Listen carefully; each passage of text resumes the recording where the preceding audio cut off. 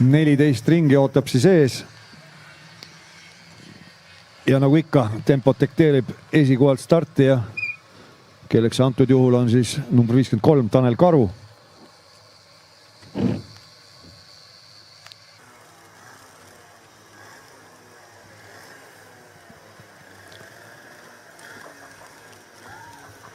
Tema kõrvalt number 12 Gert-Christian Kiisk.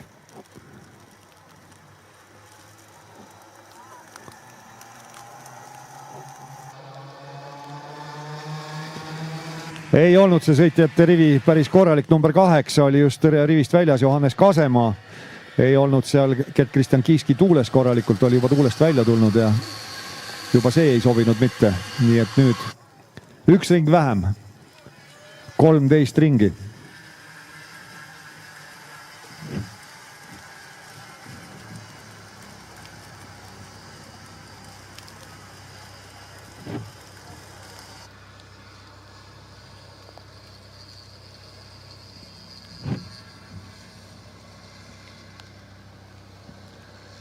Kerge vihmasabin jätkub, aga rada veel päris märg ei ole.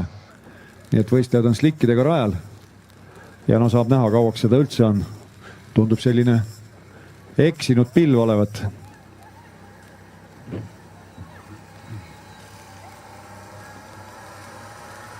Nüüd on start antud. Ja Rasmus Teller, number 72, võtab kohe liidrile sappa, aga saab seal Gert-Christian Kiisk uuesti teise koha tagasi ja kes nüüd esimesena tuleb siit kolmandast kurvist. Tuleb ikkagi Tanel Karu number 53, siis Gert-Christian Kiisk, siis number 8 Johannes Kasemaa. Ja Kasemaa selja taga saab näha, kes seal siis millisel positsioonil on, kui nad paremini vaateväljas mul jälle on.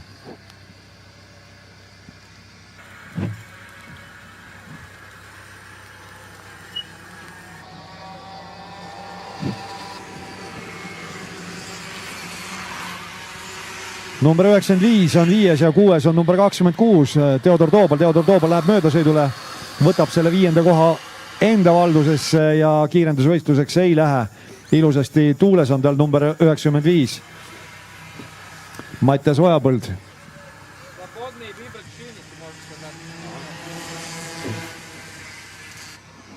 Kohtunike poolt vaba rehvi valik kõigile. Vaba rehvi valik järgmises stardis. Svobodный выбор шин на следующий старт. Внимание, внимание, свободный выбор шин.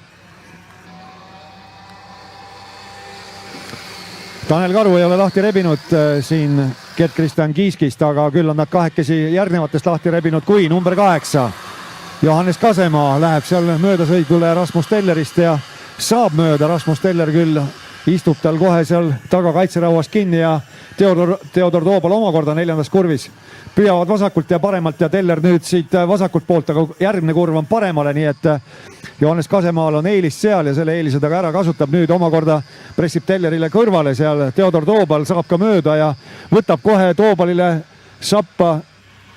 Kas on Mattias Ojapõld ja parandab temagi positsiooni. Nii et Rasmus Teller kukkus päris mitu kohta siin. Ja nüüd liidri vahetus, tõuseb Gert-Christian Kiisk esimeseks ja kukub koguni oi kui palju 6. Aga nüüd hakkab kohti jälle tagasi võitma Tanel Karu ja võtab siin 2 kohta ühe kurviga praktiliselt. Nüüd on ta tõusnud, oli 7. vahepeal, nüüd on ta 5. Nii et esikohalt kukkus ta 7. Nüüd hakkab uuesti ülesse poole rühkima.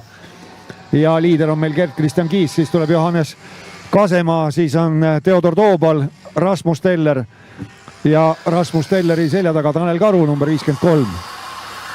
Sõidetud on 4 ringi ja 9 ringi jääb veel sõita. Aga pärast möödasõitu Gert-Christian Kiisk ei ole siin lahti rebinud.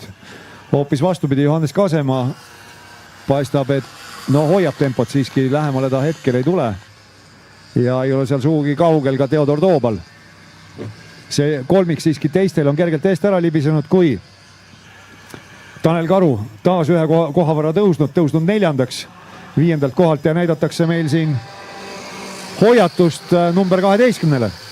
Gert-Christian Kiskile ja samal ajal Theodor Toobal sõidab kiirema ringi. Ja nüüd siin kõrvuti tullakse kurvist välja. Gert-Christian Kiisk kaotab positsiooni. Johannes Kasemaa tõuseb liidriks number 8.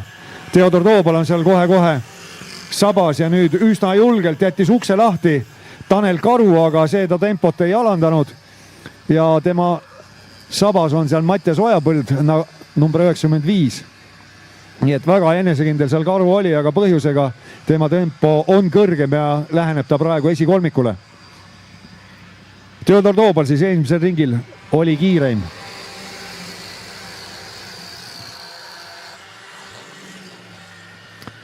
Ja Toobal, no võta nüüd kinni, kas katab või läks möödasõidule mõtlema seal Gert-Christian Kiiski suhtes, aga juba on selle kolmiki kinni püüdnud Tanel Karu number 53. Ja Gert-Christian Kiisk võtab liidripositsiooni tagasi, tõuseb esimeseks. Toobal proovib seal 5. kurvis hästi-hästi tihedalt kannul olla. Johannes Kasemaal kannul ta on, aga Tanel Karu ka ei jää kaugele. Nüüd seal sirge jupi peal hoiab ennast tuules. Ja Toobal püüab kas positsiooni parandada või kaitsta, võta nüüd kinni. Kõik variandid on võimalikud, taas liidrivahetus vähemalt hetkeks. Johannes Kasemaa tõuseb liidriks, kiirendusvõistluse ta võidab pärast teist kurvi. Ja Toobal, ja nüüd Tanel Karu pistab nina vahele, kas saab nii palju ruumi seal, nii palju ruumi on, jättis Toobal väga lahkesti ruumi seal. Järgmine kurv, oi, sõidavad seal üksteise peale, Kasemaa on see kaotaja. Sõitis tagant peale praegu Kiiskile ja lendas rajalt välja.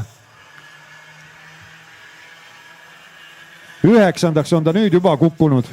Nii et nüüd on tagasi rajale vaja saada ja kogu hea töö sai ära nullitud ühe natuke vale manöövriga. Ja siin nüüd omakorda põrkavad kokku võistlejad ja number 95 on kannataja, Mattias Ojapõld kukub 6. Ja liider on taas meil Tanel Karu. Draamat kui palju, rada kergelt libedamaks läheb kogu aeg, Tanel Karu liider number 53 ja nüüd sai rajal tagasi väga ohtliku koha peal praegu. Ja õnneks mitte midagi hullu ei juhtu, nii et ring maas sai Johannes Kasemaa tagasi. Aga väliskurvis. Nii et palju seal ei puudunud võib-olla, et oleks midagi hullemat juhtuda võinud, aga ring ta nüüd maas on, endine esikoha nõudleja. 4 ringi jääb veel sõita, 4 ringi on jäänud ja Tanel Karu number 53 on liider, Theodor Toobal on teine. 3. Gert-Christian Kiisk, 4. Rasmus Teller, see nelik on teistel selgelt ära sõitnud ja siis 5. kohal on number 73 Oliver Söönurm. Ja kiirema ringi sõitis Rasmus Teller eelmisel ringil. Number 72 Rasmus Teller saab hoiatuse.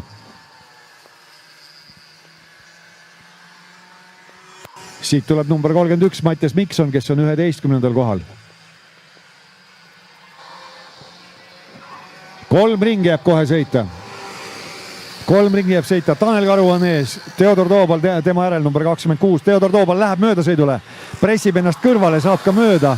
Esialgu jääb ette ja kas on seal veel esikoha nõudlejaid, igatahes Karu sellega leppida ei taha, läheb praegu väliskurvi, aga sellega on see oht, et ta kaotab sellegi, mis tal siiani on olnud. Kõrvuti läbivad seda 4. kurvi, järgmine kurv on paremale, Kiisk saab ka Karule kõrvale. Karu kallus nüüd välistrajektoorile ja hoiab seda teist kohta. Algab kohe-kohe eelviimane ring ja nelik on koos. Võitja selgunud ei ole. Eelviimane ring algab, 2 ringi on veel, mitte 1, 2 ringi veel. Theodor Toobal number 26 on liider, siis Tanel Karu, siis Gert-Christian Kiisk ja Kiiski selja taga Rasmus Teller number 72. Ja Kiisk nüüd kasutab ilmselt selle võimaluse ära, kuidagi väga lahkesti. Karu tegi jälle ukse lahti, aga Kiisk siiski nii ka palju kiirust ei omanud, et oleks saanud sinna vahele sõita. Aga tihedalt nad igatahes koos on, nii et nüüd küll Karu toksab seal ära Theodor Toobali kardi ja Kiisk ei ole ka sugugi kaugel. Nüüd minnakse viimasele ringile. Theodor Toobal on liider, Tanel Karu tema selja taga, siis Gert-Kristjan Kiisk ja nüüd läheb Rasmus Teller möödasõidule. Number 72 pressib ennast kõrvale, aga mööda ei saa, oli sunnitud järgi andma. Ja nüüd Tanel Karu saab nina vahele ja kas toimub liidrivahetus? Nii on. Number 53 Tanel Karu tõuseb liidriks, kui jääb veel alla poole ringi sõita. Theodor Toobal on teine, Gert-Kristjan Kiisk kolmas antud hetkel ja neljandaks tõrjutud siis Rasmus Teller, number 72. Viiendal kohal on number 73 Oliver Söönurm. Ja nüüd kerge kiirendusvõistlus, mille võidab Tanel Karu, teine Theodor Toobal, kolmas Gert-Kristjan Kiisk, neljas Rasmus Teller, viies Oliver Söönurm ja number 73 Oliver Söönurm söödab võistluste kiirema ringi viimasel ringil. 40,794 sekundit, keskmine kiirus 84,983 kilomeetrit tunnis. Kuues on number 95 Mattias Ojapõld, seitsmes number 10 Hendrik Peets, kaheksas number 23 Patrik Orvandi, üheksas number 41 Markus Kasepõld ja 10 number 88 Jaako Samm. 11 number 31 Mattias Mikson.